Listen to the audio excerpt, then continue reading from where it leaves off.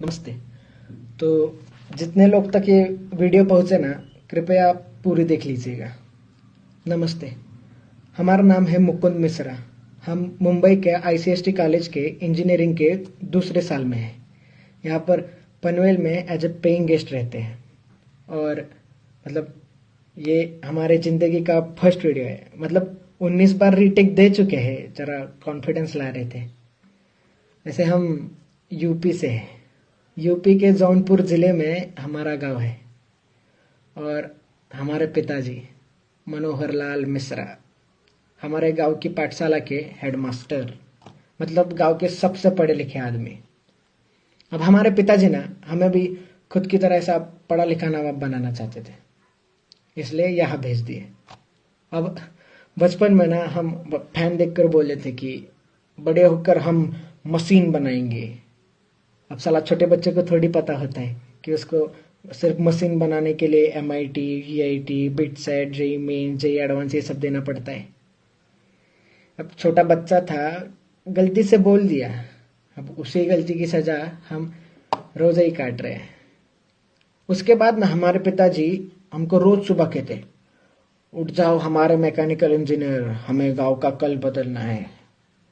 पूरे गांव में ढिंडोरा पिटवा दिए थे कि हमारा बच्चा इस गांव का फर्स्ट इंजीनियर बनेगा। अब साला इस मोड़ पे पहुंच गए थे ना कि हम मना भी नहीं कर सकते थे कि पिताजी हमको इंजीनियरिंग नहीं करना। मतलब पिताजी की इज्जत चली जाती थी। हमको हमको क्रिकेट बहुत अच्छा लगता था। कहीं और ज्यादा अच्छा ना लगने लगे इसलिए छोड़ दिए। उसके बाद हमारे पिताजी हमसे कहे कि बेटा अगर जिंदगी में तरक्की करनी है ना तो ये गांव के दोस्तों के साथ घूमना फिरना ये बंद कर दो। तो हम बचपन के दोस्तों के साथ घूमना फिरना भी बंद कर दिए। हमको याद है हम 10वीं का पड़ाव बहुत ही जोर से पार किए थे। मतलब पूरे जिले में 7वें आए थे हम। और इनाम के तौर पर हमें पिताजी ये सैमसंग का फोन दे दिए। हमसे कहे कि बेटा जब मैकेनिकल इंजीनियर बनोगे तब टच स्क्रीन वाला दिलाएंगे। अब जब साला मैकेनिकल इंजीनियर बनेंगे तब इनसे थोड़ी ना मांगेंगे फोन, हम बर्बाद ना हो इसलिए नहीं देते। और हमको इस चीज से दिक्कत भी नहीं थी। अब हमारी गांव की पाठशाला में एक ही कंप्यूटर है, उसमें हम पढ़ाई के बहाने FB अकाउंट बनाए थे जिसको हम इस्तेमाल ही नहीं किए। अब साला हमारे पिताजी का ना बहुत इच्छा था कि हम बम्बई के बड़े इंजीनियरिंग कॉलेज में पढ़े। तो हमको यहाँ फट से भेज दिए। तो हम भी खुद के ही खिलाफ यहाँ आ गए। माँ, बहन, खेत, हमारी पाठशाला, दोस्त जिनको अलविदा भी नहीं भूल सके, उन सबको छोड़ के यहाँ आ गए। वैसे ये बम्बई शहर ना बहुत खूबसूरत है, बहुत खूबसूरत है। मतलब ज़्यादा घूमे नहीं है लेकिन सुना बहुत है। और हम जैसे जो बाहर के लोग आते हैं ना उनको बम्बई और नवी मुंबई ये सेम ही चीज़ लगता है, लेकिन यहाँ के पता चलता है कि भैया ये दोनों दुनिया ही अलग है। अब जब हम एडमिशन्स के लिए आए थे ना कॉलेज, तो ऐसा ऊंची इमारतें, ऐसा बड़ा प्लेग्राउंड, ऐसा अंदर होटल, कैंटीन कैंटीन देख के ऐसा मतलब पागल हो गए थे। अब हमारे बैच में ना एक 80 स्टूडेंट्स हैं। हम अकेले ही यूपी से हैं। अब हमारे पिताजी हमको सब सिखाए, लेकिन साला दोस्त बनाना नहीं सिखाए और लोगों से बात करना नहीं सिखाए। तो हम अकेले ही थे। और यहाँ के बच्चे भी ना बहुत ही अलग, मतलब कैसे बताए, मतलब बहुत ही मॉडर्न और फैशनेबल है। मतलब ऐसा गॉगल पे, जैकेट पे, KTM पे ऐसा कॉलेज आते हैं। और मतलब कुछ लड़कियां हैं जो ऐसा स्कर्ट में, मतलब हमको इस चीज से दिक्कत नहीं है, बिल्कुल दिक्कत नहीं है। बस हम पहली बार देखे तो थोड़ा गड़बड़ा गए थे। और कुछ स्टूडेंट्स तो चड्डी पे कॉलेज आते हैं। साला 1 साल के सफर में हम कभी हमारे PG के बाहर भी चड्डी पे नहीं गए। और भैया अंग्रेजी तो इतना तेज बोलते हैं ना कि समझना छोड़िए, सुनने में भी बड़ी दिक्कत होती है।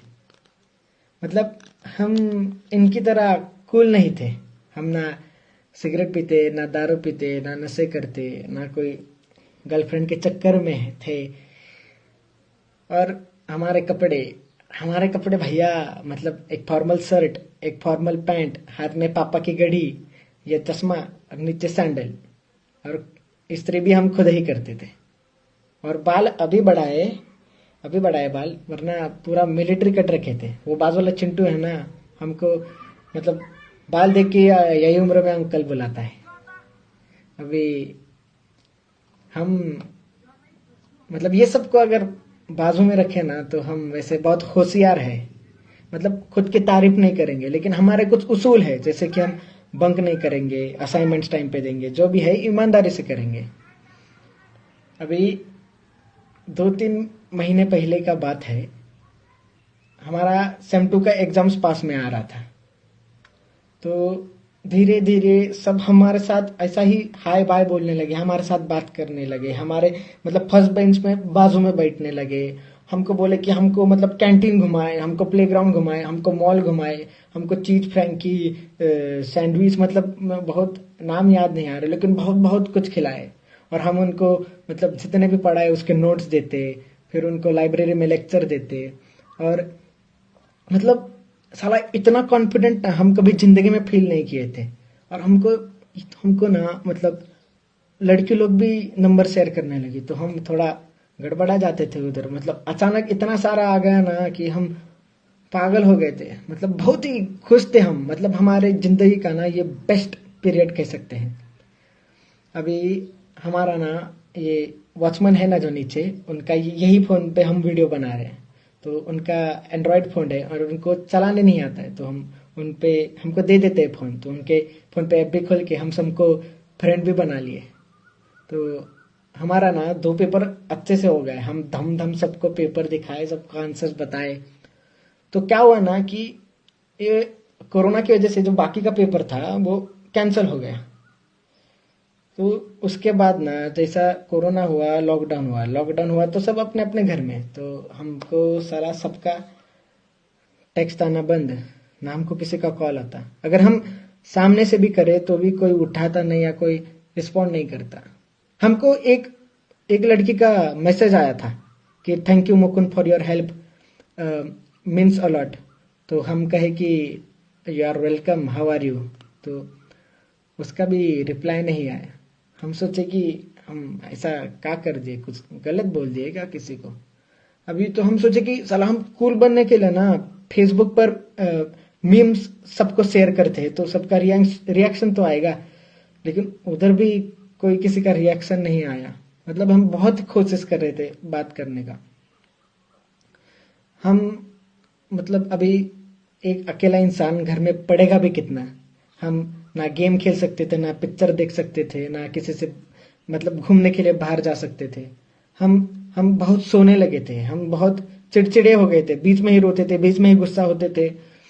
हम ज्यादा सोने लगे थे, मतलब हमारा काबू ही खुद से हट गया था। हम मतलब अभी देखिए ना, हम जो चीज जिंदगी में नहीं कहे वो पहली बार कर रहे हैं। जैसे कि हम पहली बार वीडियो बना रहे हैं।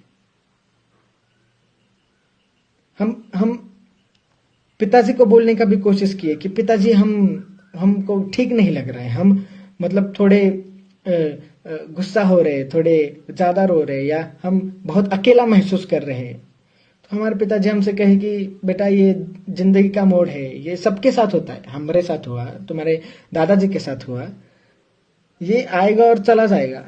हमारे पिताजी समझने की कोशिश ही नहीं की कि हम क्या कहना चाह रहे थे।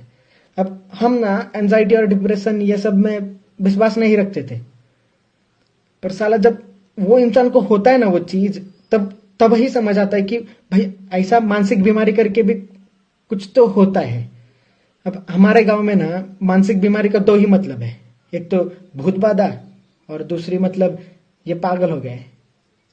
साला हम गुस्सा हमारे दादाजी से नहीं है, ना हम गुस्सा हमारे पिताजी से, हम गुस्सा इस समाज से है, जो जब सर दुखता है तो हाथ में फट से डिस्प्रिन दे देता है, लेकिन साला जब दिमागी हालत ठीक ना हो तो मुंह ही फेर लेता है। अब साला परसों का ये बात है, हम उसी उम्मीद में फोन लिए थे कि हम देखने की फेसबुक पे हमको गलती से किसी का मैसेज आया रहेगा। तो हम खोले तो देखे कि सबने स्टोरी शेयर किए थे, और उसमें लिखा था, क्या लिखा था, उसमें लिखा था कि if you feel lonely you talk to me, I better see you laughing instead of seeing in your grave, and suicide is not the option. अब हम क्या बोले बे, और कितना गिरोगे बे तुम लोग। गए 1 महीने से हम बात करने की कोशिश कर रहे हैं कि हमसे कोई बात करो, हमारा फोन उठाओ, हम तरस रहे थे कि हमारी सुनो मत, लेकिन हमसे बात तो करो, हमको तो जानो कि हमको क्या हो रहा है। साला एक फेमस इंसान अगर सुसाइड कर ले तो सबको इस चीज का फर्क पड़ता है, लेकिन आपको पता है क्या, साला हर 1 घंटे में एक स्टूडेंट भारत में आत्महत्या करता है, लेकिन तभी किसी को फर्क नहीं पड़ता क्योंकि वो फेमस थोड़ी ना है। ये फर्क छोड़िए, ये सोशल मीडिया को चलाने के लिए ये लोगों को कंटेंट मिल गया, और ये जो कंटेंट है ना, ये इंसान की जिंदगी से भी बहुत ही प्यारा है।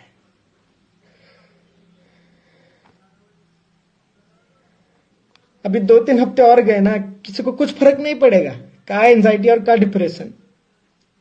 साला वो दर्द ही बहुत अलग होता है जब दर्द बांटने के लिए भी कोई नहीं होता। अब हम यही कहना चाहते हैं कि अगर ये सोशल मीडिया की दुनिया से निकले और आजू बाजू देखे कि लोग रुके आपसे बात करने के लिए तरस रहे अकेले, तो उनसे बात कीजिए, उनको ऐसा मुंह मत फेरिए। अगर ये बोलते वक्त हम किसी का दिल दुखाए रहेंगे तो माफ कर दीजिएगा, हमारा उद्देश्य नहीं था। हमको सुनने के लिए आपका बहुत सारा शुक्रिया, धन्यवाद।